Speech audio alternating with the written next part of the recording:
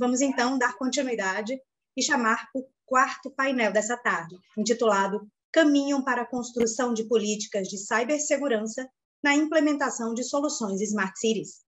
Vou falar um pouco do Centro de Operações. Centro de Operações e Resiliência do Rio, ele nasceu em 2010, dezembro de 2010, após uma chuva intensa na cidade, e a gente hoje tem mais de 500 profissionais trabalhando em turnos de 24 horas, 7 dias por semana, então não para. Aqui a gente não pode parar, é um equipamento estratégico para a cidade. Nós temos mais de 2.000 câmeras espalhadas na cidade e a gente está com previsão de 10.000 câmeras até 2023. Já estamos em fase de instalação. Essas câmeras elas vão ter funcionalidades de reconhecimento facial, videoanalítico, LPR, de leitura de placa, OCR, de contagem de carros. Então, vão ter várias funcionalidades que vão requerer uma segurança maior estruturada. Depois, nós temos mais de 1.500 ocorrências registradas por mês. Então, nós temos 1.500 ocorrências registradas por mês na cidade. É uma cidade que gera muita demanda de ocorrência. Principalmente, nós temos ocorrências não só de trânsito, mas também muita ocorrência de chuva e alagamento, bolsão, deslizamento. Então, a gente tem muito essas ocorrências de desastres naturais. A gente tem também, uma cidade, o Rio de Janeiro é uma cidade que ela é voltada e fomentada para eventos. Então, a gente teve, nessa última década, os maiores eventos no mundo.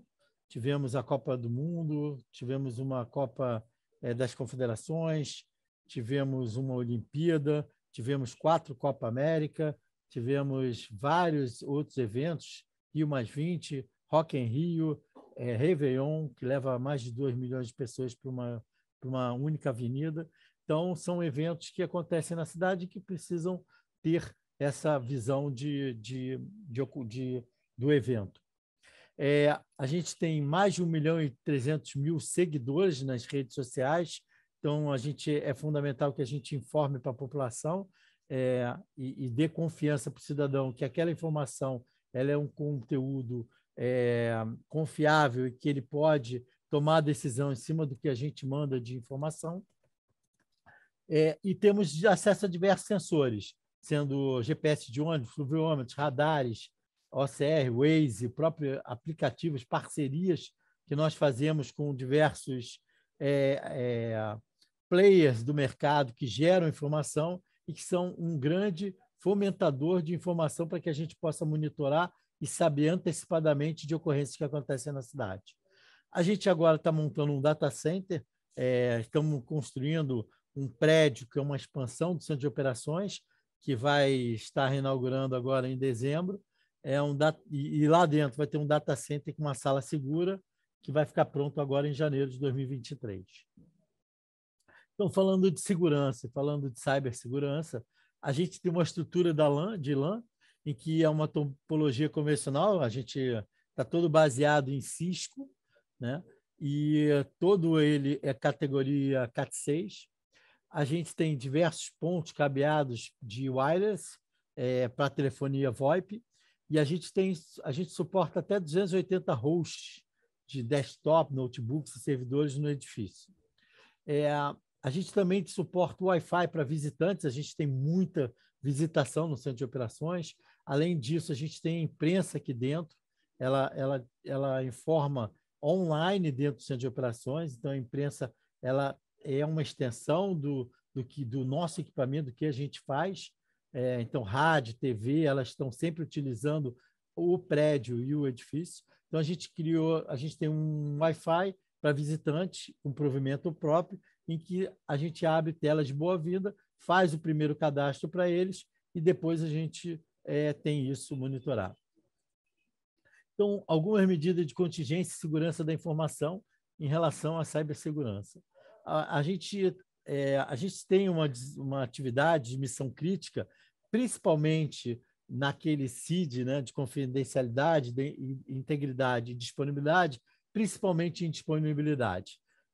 A gente não pode parar, a gente tem aí uma estrutura para contingência, que o principal nosso problema é a disponibilidade, porque a gente dá informação, a imprensa está aqui e a gente tem câmeras disponíveis na cidade inteira, nós temos todos os sinais de trânsito da cidade, então a disponibilidade do recurso é fundamental. A gente tem essa parte de integridade e confidencialidade muito menor, porque a gente não usa muito dados críticos de usuários. A gente usa muito mais dados que acontecem na cidade, que são as ocorrências que acontecem e o que está acontecendo de ocorrência e quem são os órgãos que estão atendendo. A gente também trabalha, não permite que nenhum usuário tenha acesso à senha de rede de administrador local das máquinas, então tem toda uma estrutura interna de segurança. A gente bloqueia as port switch de borda que não estejam em operação e a gente coloca as portas de switch em operação vinculadas aos endereços físicos de MAC. E esses conectados aos workstations, notebooks e outros, impedindo que acesso que entre dentro do centro de operações, ele esteja protegido e não possa ser utilizado sem alguma interferência da nossa TI.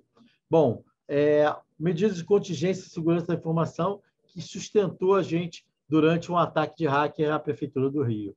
Então, a gente utiliza a plataforma de controle Sophos para fazer antivírus, monitoramento de segurança, inventário, controle de acesso e controle de drives, DVD e USB. Então, ninguém pode botar USB, DVD, nada que acesse dentro das máquinas.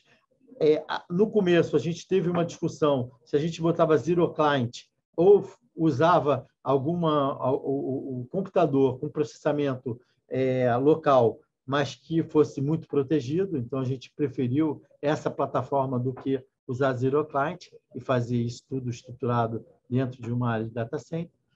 A gente usa o Nexus para escanear a segurança com ferramenta apropriada. A gente varrendo todos os hosts da rede.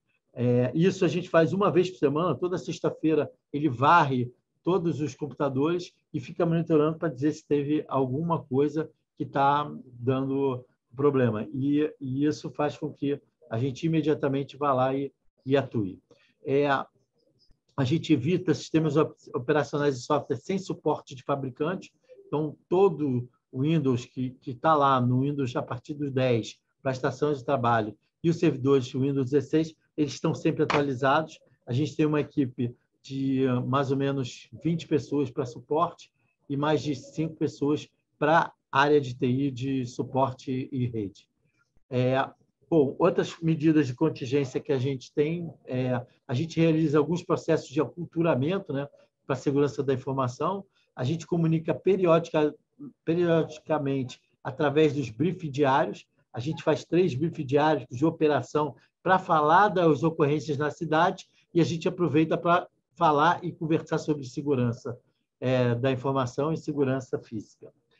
E comunicação sonora na edificação. Então, a gente está sempre usando toda a comunicação que a gente já usa para mudar estágios da cidade, para dizer alguma coisa de operação da cidade, a gente também usa toda essa estrutura para comunicar segurança da informação. A gente realiza também, no mínimo, uma vez por ano, um teste de invasão para encontrar possíveis vulnerabilidades. Além disto, nós treinamos o aculturamento. Isso é fundamental. Treinar e aculturar as pessoas é fundamental em questão de segurança. Então, a gente faz a aculturação também através da intranet do COR, e a gente agora está reformulando ela. Então, o tempo todo, a gente está tentando fazer com que quem trabalha aqui dentro entenda que ele é um potencial risco para a segurança da informação. E aí, assim, a gente começa a trabalhar todo esse aculturamento interno. Além disso, a gente coloca a maior parte dos sistemas em nuvem, de grandes players, como Google e a Amazon, e a gente tem plano de continuidade de negócio. A gente fez um trabalho para plano de continuidade de negócio que, se houver algum problema dentro do centro de operações, a gente utiliza um outro local próximo em que todos os sistemas vão rodar lá e, através da nuvem, a gente tem essa facilidade de poder se conectar e usar através da nuvem. Entendemos também que a maior segurança desse plano de continuidade nos garantiu operar mesmo sobre a ameaça que teve dentro da Prefeitura do Rio.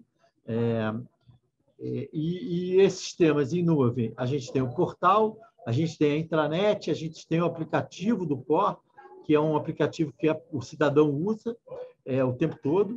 A gente tem um aplicativo interno, que são os gestores que utilizam para dizer ocorrência na cidade. Então, quando tem uma chuva, todos os gestores, subprefeitos, são pessoas que estão na rua, eles vão divulgando através desse aplicativo as ocorrências que estão acontecendo na sua área, um painel operacional e um sistema de eventos. E ambientes internos, a gente tem um Primus, que é um minuto a minuto da cidade, é um schedule do que está acontecendo, e um VMS de câmeras. Mais ou menos isso, é rápido, mas é só dar um overview do como é que a gente trabalha em cibersegurança dentro do Centro de Operações no Rio. Muito obrigado, e está aí o meu e-mail, quem quiser, estou à disposição. En mi caso voy a tratar de ser muy, muy breve y acotado. La idea es un poco mencionarle justamente políticas en ciberseguridad que se han tratado dentro del Estado Nacional, donde yo trabajo, digamos, donde me toca ser funcionario, es directamente sobre la Administración Pública Nacional. Y para que se entienda, si nadie está en el contexto, nosotros en la Argentina, como varios de los países que están acá, tenemos gobiernos locales provinciales, ¿verdad? Que cada uno son autónomos, aunque las leyes nacionales nos rigen a todos por igual, pero para dar un contexto, muchas veces de las políticas que tratamos de sacar a nivel nacional, bueno, las provincias y las municipalidades son invitadas a participar de varios de estos programas o políticas, pero bueno, siempre queda a cargo de cada uno de los gobiernos provinciales. Y quería dar esta aclaración porque nosotros, por ejemplo, desde la Administración Pública Nacional, contamos con la empresa de bandera de las telecomunicaciones, que es ARSAT en el país, ¿verdad? ARSAT tiene varios negocios, uno es el satelital, otro es la televisión digital abierta, pero en sí tiene alojado el Centro Nacional de Datos. Y nosotros, al ser, digamos, ciudadanos, también tenemos derechos, ¿no? De hecho, es justamente donde yo trabajo, ¿no? El principal negocio nuestro es poder dar esos derechos y poder proteger los datos del ciudadano. Y acá la ciberseguridad ingresa de modo totalmente transversal a cualquiera de las actividades. Nosotros, si bien hemos estado escuchando a varios colegas ya en los otros paneles, y recién Alexander mencionaba sistemas que tenían y cómo trabajaban los incidentes y cómo protegían esa infraestructura, bueno, de nosotros en realidad nos tocan hacer las políticas para que los distintos ámbitos puedan hacer lo mismo que Alexander decía a cualquiera de estos niveles, ¿no? A los ministerios, por ejemplo, dentro del nivel nacional o dentro de los gobiernos locales, como bien lo mencionaba. ARSAT, al tener el Centro Nacional de Datos y al tener también lo que nosotros conocemos como REFEFO, que es la red federal de compartir, digamos, de la red de fibra óptica, discúlpenme, a nivel federal, que es el tendido que toda la Argentina traza sobre tecnología de fibra óptica, bueno, tenemos una responsabilidad muy grande, ¿no? De hecho, a nivel político, nosotros en este momento estamos trabajando en dos conceptos muy grandes. Por un lado está la Ley de Protección de Datos Personales, que si bien ya la tenemos cumplimentada, en este momento está sufriendo, digamos, una nueva normativa. La idea se está tratando a nivel público, a nivel político y demás, que esta ley, digamos, sea sancionada en breve y ya, bueno, está avanzando con gran fuerza, en donde es una ley que justamente, ¿no? tiene al ciudadano como principal factor y todo lo que tenga que ver con la seguridad de la información, ¿no? Para los datos de este ciudadano que hace las transacciones con el Estado Nacional. En ese aspecto, desde el año pasado, nosotros tenemos una decisión administrativa dada por Jefatura de Gabinete, que la pueden encontrar como decisión administrativa 641, que trabaja sobre los principios fundamentales de protección de la seguridad de la información. ¿Sí? Está basada en normativas ISO 27001, 27002, algunos estándares nacionales. Justamente una compañera nombraba lo que es el INTI, bueno, varios organismos, ¿no? Que nosotros tenemos de reguladores y de perfeccionadores de las tecnologías. Y en ese marco de la 641, nosotros lo que hicimos a nivel nacional fue brindarle una serie de normativas, son alrededor de 17, en donde todos los entes nacionales alcanzados por la administración pública tienden a elevar, digamos, tienden a mejorar sus planes de protección, de seguridad de la información, y obviamente le damos herramientas y mecanismos para que puedan elevar esos estándares, ¿verdad? como cualquier estado, digamos, o mejor dicho, en cualquier país, siempre hay organismos que tienen mayores o menores facilidades, mayores o menores recursos, más cuando uno separa la tecnología, seguramente es un problema de todos los países en los que estamos representados en este momento en este foro. Entonces lo que se intenta con estos programas es poder ayudar a quienes son chiquitos o tienen pocas maneras de hacer ciberseguridad sobre los datos de los ciudadanos, y bueno, y también apalancarnos sobre aquellos organismos que están con una estructura un poco mayor, justamente para el nivel y trabajo cooperativo de toda la Administración Pública Nacional. Y en este marco justamente entra en sala a tener el Centro Nacional de Datos, en donde se complementa con un SOC que ellos tienen propio, aunque el nivel de, digamos, de ARSAT es una empresa público-privada, o sea, tiene tanto negocios privados como negocios estatales. En este marco, el SOC de ARSAT obviamente atiende en las dos ramas, es un SOC muy grande, digamos, a nivel tecnológico todos sus centros de datos están actualizados por Tier 3 y demás, pero partiendo de la Administración Pública Nacional, o sea, parte de nuestra gestión, está el CERT Nacional, que para aquellos que no conozcan quién es un grupo de trabajo que trabaja en los incidentes de seguridad a nivel nacional, y seguridad informática, ¿no? Obviamente, a nivel nacional. Un poquito distinto como que lo contaba Alexander, nosotros sí realmente vemos incidentes de ciberataques, ¿no? Bien específicos, cualesquiera que se entienda como tal, ataques por denegación de servicio, ataques por ransomware, ataques por phishing o spam evolutivo, bien, un sinfín de ciberataques que son conocidos popularmente, en donde le damos una ayuda técnico-administrativa, también nuevamente a nivel nacional, y hacemos una especie de convergencia y aparaguado con los CERT provinciales, que si bien en la Argentina no todas las provincias lo tienen, bueno, pueden trabajar con nosotros o algún grupo especializado de cada gobierno provincial o municipal, tienen acceso como para trabajar con el CERT nacional. En este trabajo, en los últimos, diría, año y medio, hemos estado no solamente reforzando las políticas internas y externas, para mencionar muy brevemente, nosotros también contamos con una estrategia nacional de ciberseguridad, a cargo de un comité de ciberseguridad. Esa estrategia hace escasos 10 días, y todavía creo que voy a dar una novedad, pero está aprobada ya una segunda estrategia a través de los grupos de trabajo y el mismo comité, que prontamente la vamos a hacer, no ley, porque no tenemos una ley de ciberseguridad, pero sí digamos, un decreto que es lo máximo alcanzable por la administración pública, con la decisión administrativa de ponerle marco a esta nueva Estrategia Nacional de Ciberseguridad. En esa estrategia obviamente se mencionan sectores críticos, hay conceptos a trabajar a nivel federal, que por eso y nuevamente siempre tratamos de hacer la invitación a las provincias, porque no es centralizado este tipo de cuestiones y de gestiones para nuestro nivel, pero dentro del CERT, a su vez, hicimos la iniciativa de empezar a producir mayores tecnologías, ¿sí? Y esto tiene que ver por dos ramas en las que estamos trabajando. Las tecnologías, bueno, a través de unas inversiones, estamos en análisis de buscar nuevas plataformas, siempre pensando en la descentralización de las comunicaciones, en la protección de los datos, y estamos trabajando con algunas plataformas de código abierto, hace muy poco, digamos, estamos estrenando, que tienen que ver con toda la plataforma que se conoce como The Hive. Cortex es una plataforma que gestiona justamente incidentes de ciberseguridad, tiene sistemas EDS, en fin, determinadas tecnologías que ayudan a prevenir a las infraestructuras críticas de información sobre ciberincidentes. Y por el otro lado estamos gestionando unos nuevos amparamientos, digamos, o nuevas capas de seguridad, que una tiene que ver con un SOC gubernamental, que si bien, como les comentaba, dentro de ARSAT hay un SOC grande, atiende a todos sus clientes. La idea es un poco dividir y hacer una atención mayor al Estado, por lo menos en la Administración Pública Nacional, que es lo que se refiere. Y por el otro lado estamos trabajando en una red federal para compartir indicadores de compromiso, que es información técnica y vital justamente para, bueno, entender patrones de ataques, códigos maliciosos y todas estas cuestiones técnicas que escapan un poco a las políticas, pero sí es verdad que ayudan a la protección y resiliencia de las infraestructuras críticas.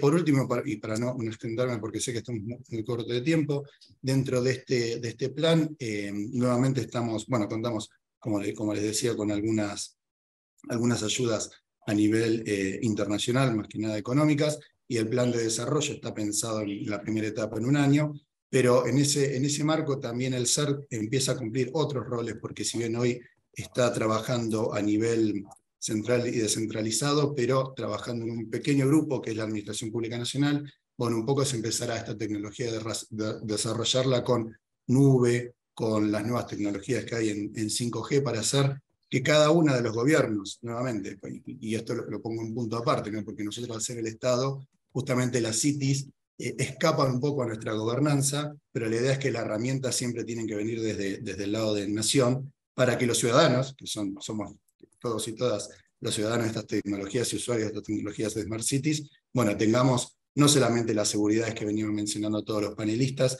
sino que además confiemos en los manejos, porque si vieron, o sea, siempre es crítico las nuevas tecnologías y cómo nosotros nos desarrollamos y desenvolvemos con ellas. Así que en este plan de protección de infraestructuras críticas, el CER también está volcando un poco más sobre la Segunda Estrategia Nacional de Ciberseguridad, hacer un trabajo más amplio en infraestructura, en políticas y en desarrollo y capacidades dentro y fuera de la administración pública. Así que un poco eso era lo que quería comentarles sobre las políticas que se vienen llevando a cabo a nivel nacional y dejarlos prever algunos que otros ápices de lo que pensamos en este año y medio próximo de cara al futuro. Así que nuevamente agradezco la participación y quedo atento a cualquier mención que pueda surgir. Vou realizar uma breve apresentação sobre a visão de segurança da informação para cidades inteligentes, pensando tanto nos problemas de segurança, assim como nas camadas de solução que devemos aplicar para a proteção. Quando falamos de cidade, o primeiro ponto que a gente deve pensar é o centro de comando e controle, onde ele é um ponto central de todo o funcionamento, né? E aí dele derivam os outros equipamentos e soluções que vão comunicar. Na sequência, temos aqui também alguns sensores, né, que ligamos para medir temperatura, colocar iluminação, verificar rádio de comunicação, que vai se comunicar com o centro de comando e controle. Outros sensores de vias públicas, tráfego de veículos e câmeras, todos esses sensores tendo comunicação via uma rede que pode ser pública ou privada até o centro de comando e controle. Além, é claro, de todas as soluções e aplicações que compõem o centro de comando e controle. Você tem banco de dados, tem aplicações, APIs, sistemas de conexão. E aí, isso aqui de uma forma geral, como visão dos componentes da Smart City. E quando a gente chega num ponto onde eu tenho um atacante, ele tenta fazer acesso para obter informações em determinados pontos desse ambiente, né? Sendo o principal deles, ou o primeiro deles, nos sensores de forma direta. Então, tentando atacar ou ter um tipo de acesso privilegiado em cima dos sensores. Um segundo ponto é sobre a comunicação entre esses sensores e o centro de comando e controle, que também pode permitir que ele tenha acesso às informações trafegadas ou acabar tendo acesso a um determinado equipamento, tanto sensor quanto no centro de comando e controle. E, em último ponto, tendo acesso, buscando acesso diretamente aos sistemas do comando e controle, né, do centro de comando e controle, que aí pode ter acesso direto buscando acesso a uma aplicação, um banco de dados, para obter informações privilegiadas. Caso ele consiga esse tipo de acesso, ele vai buscar por informações, por exemplo, que pode ter alguma informação sensível de algum cidadão ou alguma informação pessoal, caso tenha, ou ter acesso a ações e sistemas que podem impactar diretamente as cidades, né? Então, por exemplo, a própria câmera de vigilância, ele pode ter acesso com imagens, saber onde uma determinada pessoa está ou não, fazer um desligamento de um determinado equipamento para privilegiar uma ação criminosa em uma determinada região. E aí, como solução para isso, eu consolidei aqui, né, como uma imagem, todos esses componentes nesse círculo central, então todos os componentes referentes ao centro de comando e controle e seus sensores, né, para ficar mais fácil a explicação. E aí temos algumas camadas de proteção. Como camada principal, ou a primeira delas também, a gente chama de core, com algumas ações que devem ser tomadas. O hardening dos equipamentos, e aí estamos falando desde os equipamentos e soluções que estão dentro do centro de comando e controle, quanto os sensores que estão nas pontas. A análise de vulnerabilidade, que tem que verificar todos os sistemas de forma recorrente, saber o que tem de vulnerabilidade e conseguir fazer a gestão disso com o item seguinte, que é a parte de gestão de patch. Então, patches e correções de configurações que tem que acontecer. Habilitar auditorias e logs em todas as soluções e verificar as conformidades, tanto das políticas de segurança quanto de conformidade que a solução toda, assim como a cidade e o país, estão adequados, né, envolvidos. Uma segunda camada, a gente pensa em segurança na comunicação, que acontece entre esses sensores e os centros de comando e controle, assim como as soluções, entre as soluções que estão dentro do centro de comando e controle. Então, a gente precisa pensar também em autenticação, o acesso, quando a gente fala de comunicação dos sensores ou de soluções externas até o centro de comando e controle, ou os data centers deles, tentar fazer ao máximo via rede privada. Quando não for possível, tentar fazer através de VPNs ou canais de comunicações criptografados. Uma camada adicional é quando a gente visa diretamente, a gente pensa em fazer segurança tanto para o endpoint quanto para a rede, né? Então, são soluções que visam essas duas abordagens. Para endpoint, a gente pensa tanto nos computadores que são utilizados pelos prestadores quanto pelos servidores. E aí a gente pensa aí em soluções principais como solução de firewall para aplicação web, solução de IPS e as de endpoint security, que são para fazer a proteção diretamente nos equipamentos, né? Que aí tem aquele conjunto de soluções embarcadas que a gente já consegue verificar logs, ameaças, alterações, enfim. Assim como outras, que aí depende muito também outras soluções de segurança, que depende muito do tipo de projeto e a abrangência dele. Uma camada adicional seria a segurança para as aplicações, né? E aí, quando a gente fala em centro de comando e controle, diversas aplicações estão funcionando dentro daquele ambiente, que a gente tem que fazer testes, desde teste de qualidade, para verificar se tudo está funcionando de forma adequada, até para a carga do próprio sistema, se ele suporta a carga que se pretende aplicar ali em cima, para o âmbito do que está sendo gerenciado. Os testes de segurança da informação, que aí verificam diversos controles, né? Desde código-fonte até ataques diretamente às aplicações, API, e verificar dados sensíveis sobre tudo que está sendo transacionado, armazenado ou processado ali dentro desses sistemas, evitando ao máximo essa ideia, evitando ao máximo qualquer tipo de transação de dado sensível ou pessoal, né? E caso seja possível, em muitos casos redução ao máximo disso e utilização de soluções que conseguem fazer identificação de indivíduos, por exemplo, ou de placas, sem que você armazene essa informação de forma clara, né? Muitas soluções fazem isso através de algoritmos matemáticos que guardam na base e você não precisa ter uma informação sensível armazenada. E como camada final, os serviços gerenciados de segurança, que aí a gente acaba tendo uma abrangência mais ampla sobre todos os controles até que foram aplicados antes e usam como base também para essa camada, onde vamos ter aí monitoração de disponibilidade para saber se algum componente, aplicação ou serviço deixou de funcionar, monitoração de segurança da informação para saber se algum alerta, um evento ocorreu e que a gente consiga tratar de forma imediata, iniciar a tratativa daquilo. As operações de segurança, ter sempre especialistas de segurança da informação olhando para esse ambiente, que a gente pode garantir que eles vão sempre buscar manter esses equipamentos, soluções e todo o ambiente que está ali, sempre com uma visão que busque o nível de segurança mais alto, né? Então, sempre esse olhar especializado. E aí, os requisitos finais de resposta a incidente e processos de remediação, para que uma vez que ocorra algum problema de segurança, a gente consiga fazer essa tratativa, responder ao incidente de forma mais rápida possível e forma correta e fazer a remediação caso necessário. Era isso. Esses eram os pontos de referência para um ambiente de Smart City. Tentei trazer uma visão consolidada e gostaria de agradecer a participação de todos no evento.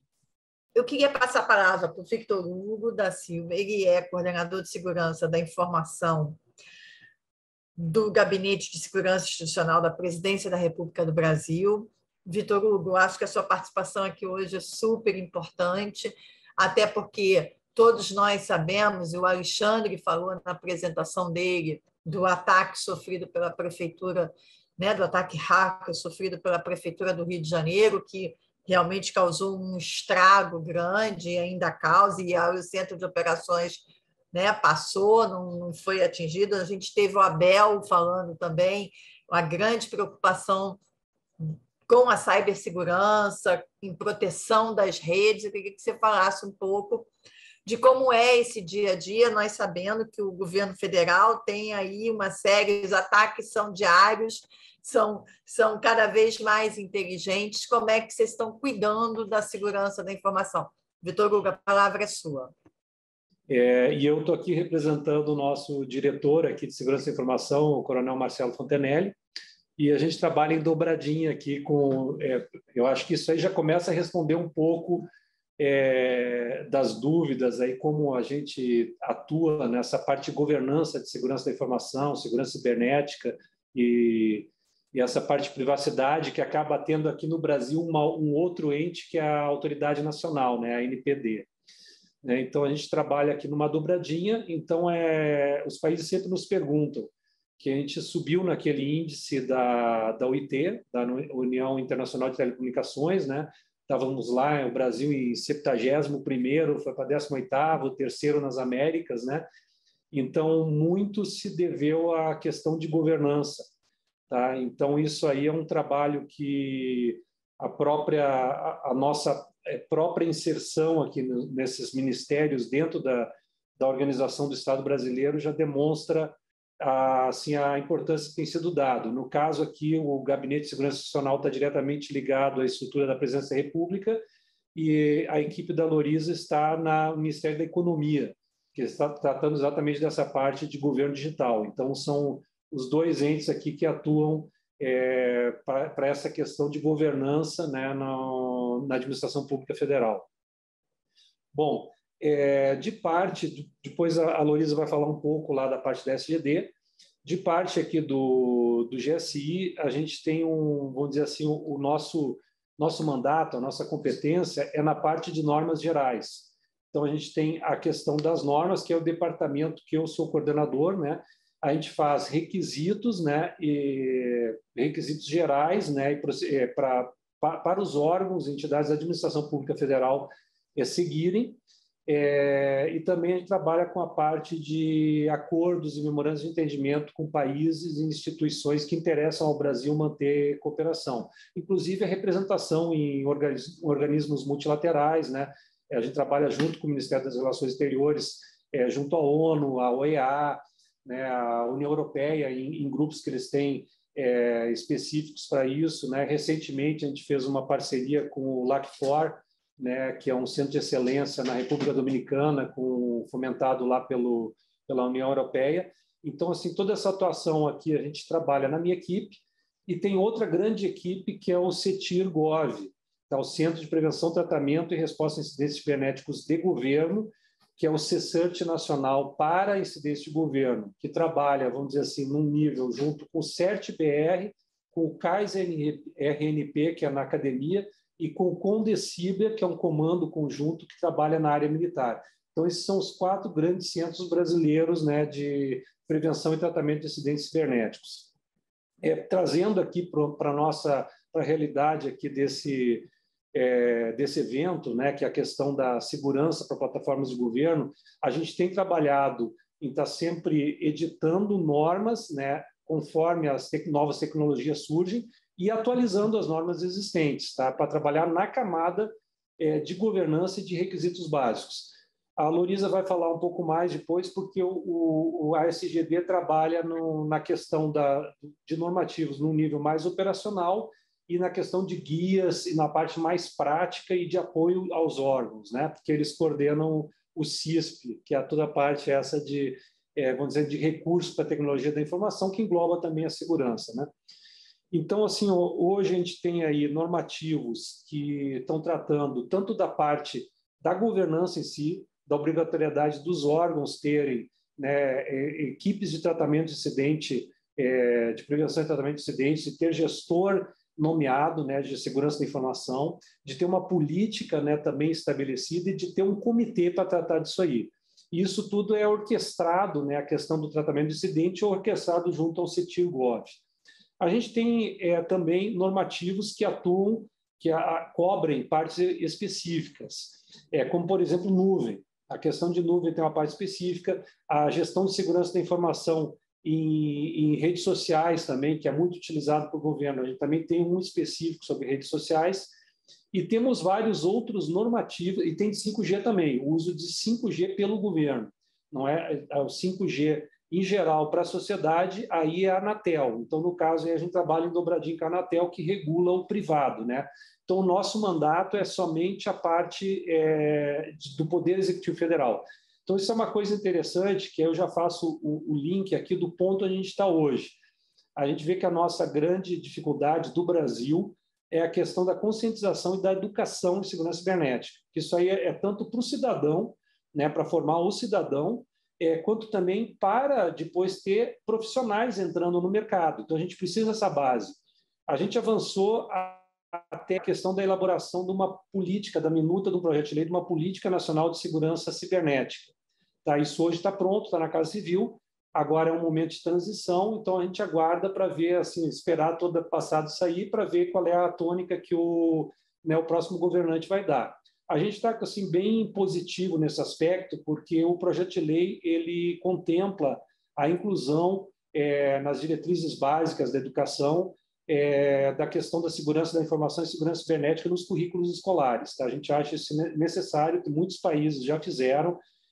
A maioria dos países da OCDE hoje trata isso dentro dos currículos escolares, seja por uma questão impositiva de lei, ou nos países onde isso não é imposto por leis, por uma adesão do próprio mercado, né, de educação, né? Então a gente vê assim exemplos, né, tipo o Reino Unido lá ele tem um incentivo de governo para o ensino fundamental, né? Tem todo um trabalho junto do governo federal junto às instituições de ensino. Nos Estados Unidos eles têm uma iniciativa famosa que é a NICE e que as próprias instituições de ensino aderem. A gente quer fazer algo similar no Brasil, mas tem que ter essa inclusão aí nas diretrizes básicas, na lei de diretrizes básicas, né?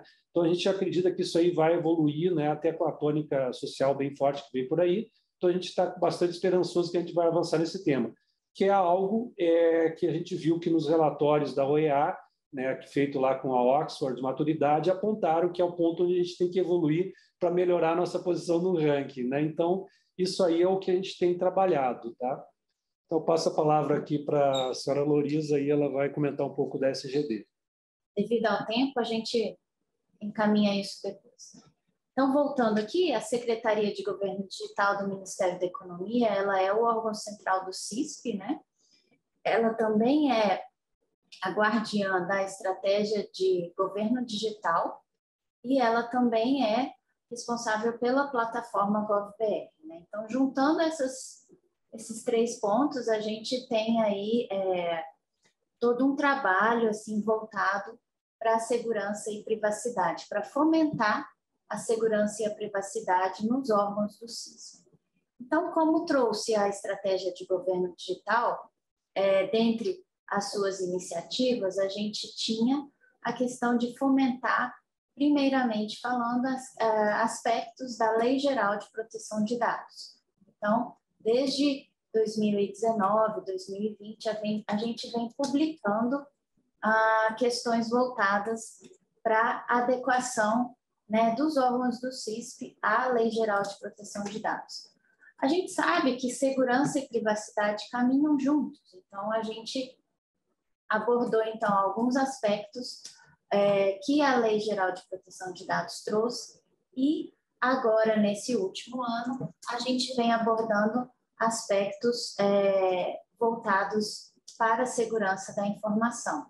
E com isso a gente culminou, né, agora em novembro, com a publicação de um framework de privacidade e segurança da informação para os órgãos do CISP. Ele está disponível na nossa página.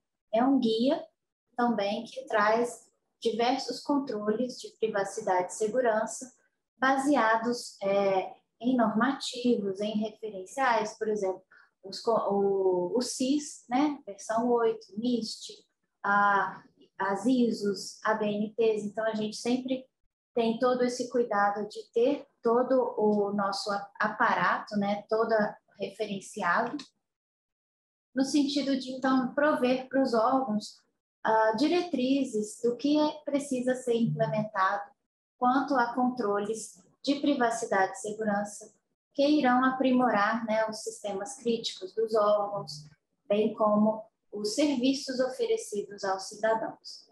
Então, a gente já vem aí numa linha, então, de publicações, né, mais operacionais, como o Vitor Hugo falou, complementando aí o trabalho do GSI. Além disso, a gente, na linha, né, de incidentes, de prevenção a incidentes, a gente também vem trabalhando no projeto, né, de um centro integrado de segurança cibernética, assim, para os órgãos do CISP. Então, em conjunto com o CETIR, a gente vai ter essa frente de apoio aos órgãos do CISP, trazendo aí todo um apoio na prevenção a incidentes e, caso aconteça, no apoio para mitigar quanto antes esses incidentes. A gente também vem trabalhando em algumas frentes de oferecer capacitação para os órgãos do CISP. Então, a gente tem trabalhado oferecendo algumas oficinas que nós mesmos atuamos, bem como em parceria com a ENAP, a gente vem trabalhando com a oferta de capacitação na temática de privacidade e segurança cibernética. Bom, então a gente tem todo esse acompanhamento de perto, né, com os órgãos, fomentando a implementação de controles, né, de segurança e privacidade, para que eles estejam mais adeptos aí às normas, né, que existem, às recomendações existentes nessa temática. E assim a gente vai caminhando junto aqui, em parceria com o GSI, na prevenção de incidentes e no fomento dessa temática, né, junto aos órgãos, incrementando a importância e a necessidade de atuação, não só no nível técnico, mas também no nível gerencial, quanto à importância dessa temática. Aqui é só uma breve apresentação do trabalho que a gente faz aqui na SGD, mas estou à disposição para quem quiser maiores informações. Esse centro integrado de segurança cibernética para os órgãos, né, da administração pública, vocês têm previsão de quando que ele sai do papel? A gente está trabalhando no projeto, acredito que no começo do ano a gente já vai ter a fase inicial dele em produção. Alexandre, você passou por uma situação, a Prefeitura do Rio passou por uma situação muito complicada. Vocês estão inaugurando um data center novo, né, em 2023. Abel, vocês também devem ter essa preocupação diária. Vocês estão com força-tarefa contra os ataques hackers? Existe uma mobilização dos servidores de TI para evitar que os ataques hackers paralisem a oferta de serviços, que eu acho que esse é o grande pesadelo do gestor público hoje, os serviços públicos pararem por conta de um ataque hacker. Então, eu vou passar para o Alexandre. Daniel, acho que você pode dar sua visão também. A gente faz essa rodada final, cada um falando bem rapidinho, pode ser? Isso é super importante a gente discutir.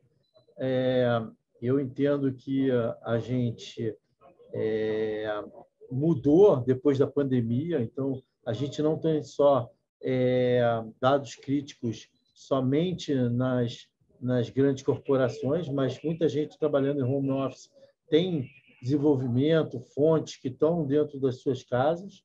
Então, a gente tem que entender esses comportamentos também e como uma forma de mudança de como a gente está trabalhando e as novas mudanças de trabalho. Além disso, eu entendo que a gente cada vez mais tem que entender comportamentos de segurança, tem que entender como o hacker vai atacar e o que a gente precisa classificar e filtrar para que a gente tenha dados críticos diferenciados de dados normais. Muita coisa a gente está caminhando para que seja dado público. Esse dado público ele vai ficar disposto, então ele não precisa... a gente pode classificar. Às vezes a gente faz um trabalho de segurança que engloba tudo. Então, trabalhar esse diagnóstico, trabalhar essa classificação é fundamental para ter até um valor de custo-benefício. O quanto eu gasto em segurança e quanto eu posso gastar que chega ao limite para que eu seja liberado. Então, esse realmente teve um ataque, causou muitos problemas e volto a falar, isso tem a ver com se a gente está planejado, a gente está com toda a diagnose, saber quais são exatamente os sistemas e os dados críticos da prefeitura, porque qual é o primeiro dado que você coloca? Provavelmente o de taxa, porque senão você quebra a banca.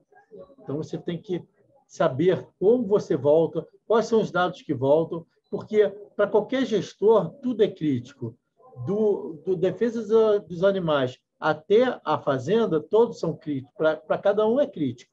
Mas você tem que ter a visão de governança, saber qual é o mais crítico e trabalhar em cima dessa segurança do mais crítico para o menos crítico. Então, eu vejo muito assim, a gente tem que ver mudança de comportamento e cada vez mais classificar a informação. Coincido totalmente con lo que decían recién Alexandre y también quisiera agregar, si se quiere, una opinión personal al respecto. Y nuevamente, parando un poco en lo que decíamos al principio, nosotros cuando somos Estado, creo que Víctor Hugo seguramente coincida en mi comentario próximo, tenemos que trabajar también pensando en el ciudadano. Y justamente lo que decía Alexandre, de tener un buen procedimiento, de tener gente con los roles específicos, saber cuál es la criticidad, son aspectos que generalmente lo vemos dentro de una infraestructura o dentro de operadores de una infraestructura. Pero al ciudadano uno no le puede cargar con determinados conceptos y simplemente entender o que por alguna cuestión nosotros digamos, bueno, el ciudadano tiene que comprender tal cosa. Pero sí, lo que nosotros tenemos que hacer como Estado y como gobierno es generar las políticas para que el ciudadano esté capacitado, esté prevenido, esté alerta y darle las herramientas para que haga un uso de Internet seguro, un uso de Internet que dentro de la ciberseguridad, no solamente el dato, que si bien es algo que a todos nos interesa trabajar y proteger, muchas veces el desconocimiento, aquellos enganches para uno de los peores cibercrímenes que hay, o ciberdelitos, si no es cometido, es el grooming, por ejemplo. Bueno, hacerle entender a nuestras niñas y niños desde las primeras infancias qué pasa con estas cosas, cómo hay que estar alerta, cómo hay que prevenido. Uno como padre, como madre, también debería contar con las herramientas para poder ayudar a esos niños y niñas que tal vez están en una primera instancia, y todo eso pasa nuevamente sobre la protección de esa infraestructura, la protección de ese Internet o de ese dato que nosotros debemos custodiar con las políticas. Entonces, en ese plan, creo que es sumamente importante la protección, pero también la capacitación, y llegar al ciudadano, que el Estado esté presente, que el Estado esté activo en cualquier cuestión de que tenga que ver con Internet, y en la gobernanza incluso de Internet, pero no en el tema de medir nuevamente qué está pasando por Internet, sino darle las leyes y las herramientas para que puedan protegerse. Todos sabemos, y siempre decimos lo mismo, lo que estamos en ciberseguridad o en seguridad informática, nos van a atacar, va a pasar, seguramente el ciberdelincuente va a llegar a esa infraestructura, va a llegar a ese dato.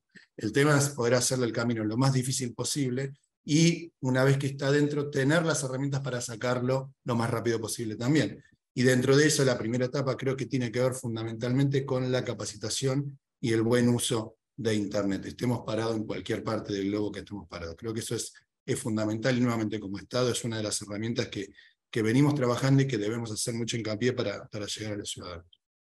até como o Alexandre e o Abel já comentaram, não existe uma solução única para que possa resolver esse tipo de problema, né? Quando a gente fala em segurança da informação, nós devemos pensar em um conjunto de ações, soluções, serviços que devem ser aplicados e não também de forma estanque. Então, você não meramente coloca um conjunto de soluções ou serviços e encerra. Então, você tem serviços recorrentes que você tem que continuar mantendo, sempre verificar, ver as políticas e normas e padrões e conscientizações que devem ser aplicadas, né? Tanto aos equipamentos, ao ambiente, sempre treinar e conscientizar as pessoas e sempre essa recorrência sobre tudo que você está fazendo. Então, não é um ambiente estanque. Você precisa sempre revisar, ajustar, monitorar, corrigir, e na hora que acontecer algum tipo de evento, você conseguir tratar de forma rápida e objetiva. Assim, eu vou pegar um pouco, vai em linha com o que o Abel comentou, né? Da questão da governança também na internet, né? Hoje aqui o GSI ele tem uma competência legal no âmbito do Poder Executivo Federal. Bom, mas a despeito disso, a gente tem cooperado com os governos de estado e, eventualmente, algumas grandes prefeituras, né? Então, no momento que nos contatam também para trocar informações ou para a gente compartilhar alguma ameaça ou vulnerabilidade identificada, a gente tem atuado. Claro, a gente tem um recurso dimensionado para atender o nível federal. Então, assim, a gente tem atuado em parceria com outros poderes também. A gente teve, depois daquele evento grande do ataque ao STJ, o próprio CNJ nos procurou, ele aderiu voluntariamente à rede, à constituinte do CETIR-Gov. Tá? Em seguida, o STF diretamente também aderiu, e havia um movimento das casas do Congresso. Tá? Eu não sei precisamente aqui em que ponto está, mas eles já tinham sinalizado também a ideia de integrar. Mas isso hoje é voluntário. E também o nosso dimensionamento de recurso, assim, pela competência que a gente tem, está limitado ao Poder Executivo Federal. A lei que eu citei, o projeto de lei que tem hoje em andamento, ele ataca, os dois pontos que ele ataca principais são a questão da educação e conscientização, tá, que é um aspecto, e a outra que bate muito no preventivo e você formar, né, a cidadania, faz parte da cidadania digital e tudo mais, né? E a outra questão é a orquestração nacional. Então, é a questão da governança. Como é que se orquestram, né, os diferentes entes da federação e os diferentes poderes, e eles com a iniciativa privada e com o cidadão. Tá? Então, essa é a ideia da Política Nacional de Segurança Cibernética. A gente acredita que isso aí estabelece uma orquestração. E é um pouco delicado, porque não há, vamos dizer, entre esses níveis, não há subordinação. O que há é uma cooperação. Tá? Então, a gente está ansioso por isso, porque acaba que esse projeto de lei também ele viabiliza a gente a criar um órgão específico, uma organização dentro do Poder Executivo Federal para tratar de segurança cibernética e segurança de infraestruturas críticas, que hoje é dentro do GSI também. É numa outra secretaria, mas que a gente trabalha aqui bastante coordenação, né? Então, a gente acredita que esse é o passo que falta, e é um grande passo, para fechar esse arcabouço institucional no país, né? A gente conseguir cobrir e melhorar a governança nacional, né? É isso. Passo para a Luísa. Bom, complementando um pouco, então, essa temática, a gente... no sentido só de dar mais um detalhe sobre as nossas publicações, a gente tem um guia, né, específico que trata sobre incidentes, o que os órgãos, como os órgãos devem agir, com quem devem entrar em contato, caso ocorra algum incidente, alguma questão assim. Então, a gente vai um pouco mais a fundo, já direcionando o que fazer caso aconteça um incidente.